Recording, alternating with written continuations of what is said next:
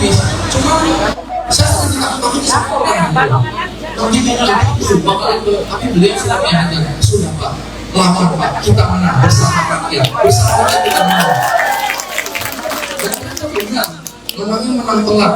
Misalnya mak ini pilih luar biasa di setiap sudut ada malam-malam hujanan kepanasan.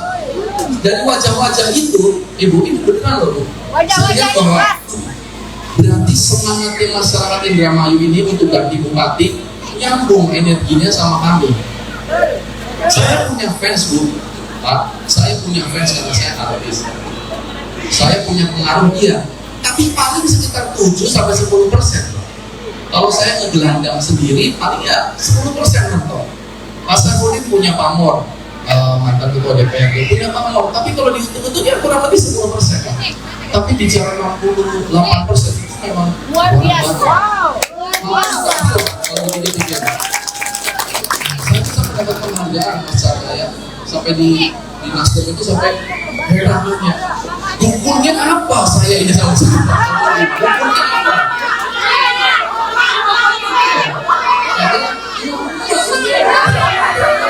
Luar biasa.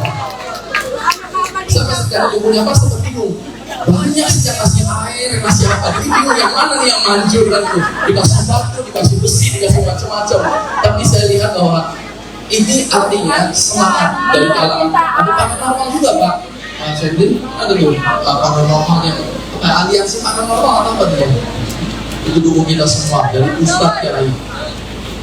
Menang kita akhirnya. Nah sekarang pertanyaannya, setelah menang seperti ini mau seperti apa? Ini saya kemarin sempat pergi ke Jakarta pulang, saya jemput anak saya sudah lama di sana, nggak ketemu, sampai ketemu sama beberapa orang. Ternyata Indramayu itu sangat seksi Pak. Indramayu ini di kalangan orang-orang elit di atas Pak, yang punya uang triliunan misalnya, Indramayu ini sangat seksi. Karena kita ini masih daerah itu rata, masih banyak lahan kosong.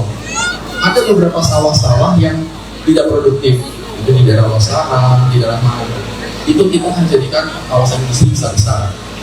Malahan sampai akan ada wacana kota baru. Jadi sampai ada kota baru gitu. Saya melihat usulan-usulan dan rancangan, dan ini peruntukannya sudah oke, dari tingkat pusat, provinsi sampai kabupaten sudah oke itu. Jadi tidak ada kita 45 main bawah tangan, itu sudah memang peruntukannya begitu. Ini menjadi sangat besar sebenarnya. Yang saya sempat khawatirkan, saya khawatir ketika pembangunan besar-besaran di sini, jangan sampai orang Indramayu ini cuma nonton. Ketika saya dikasih masukan banyak, nanti saya akan taruh uang di sini, taruh uang sini, saya akan undang grup dari China, Korea. Saya senang Bapak Ibu, saya senang. Artinya banyak uang masuk di Indramayu, banyak barang masuk. Tapi saya sambil ada lamun, ini saya harus kejar-kejaran untuk membenahi sumber daya manusia. Ini orang Indramayu. Ini pernah terjadi Bapak Ibu di kabupaten-kabupaten yang lain atau di kota-kota lain. Ketika dibangun besar-besaran dengan teknologi yang canggih dan lain-lain, rakyatnya ketinggalan. Jadi kita cuma dapat uang gusur. Uang gusurnya bagus Pak, uang penggantiannya itu bagus. Pinggir ke samping, terus melihat ada pabrik. Kita paling cuma pertama jadi kulinya. Yang pertama kan butuh kuli. Tapi setelah pabriknya berdiri, setelah teknologinya jadi, orang-orangnya pada ini PR saya dan Pak Saifuddin. Kita cari solusinya. Maka dari itu mohon maaf kalau saya mungkin akan sering ke Jakarta, bukannya saya malas-malasan. Saya sama Pak Saifuddin sudah berbagi tugas. Nanti Pak Saifuddin banyak jaga di sini, saya ke Jakarta terus. Akan saya godok program-program kementerian, terutama untuk BNKWL, sertifikasi. Orang yang Indramayu itu teknik secara skillnya ada, tapi tidak punya sertifikatnya biasanya. Jadi aku tuh kalau bisa untuk ngebol apa jago, tapi karena nggak punya sertifikat ya nggak bisa dapat gaji secara sertifikat. Saya pengen nanti ketika ngurus sertifikasi apa tuh orang Indramayu diutamakan supaya bisa dapat pengakuan secara formal.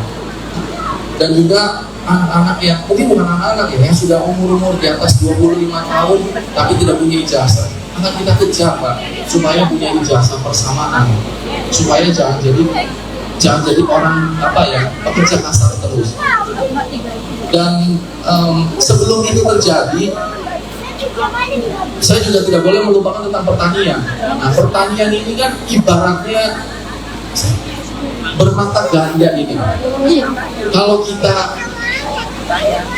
kita perbaiki sektor industri, maka banyak orang kerja ke industri.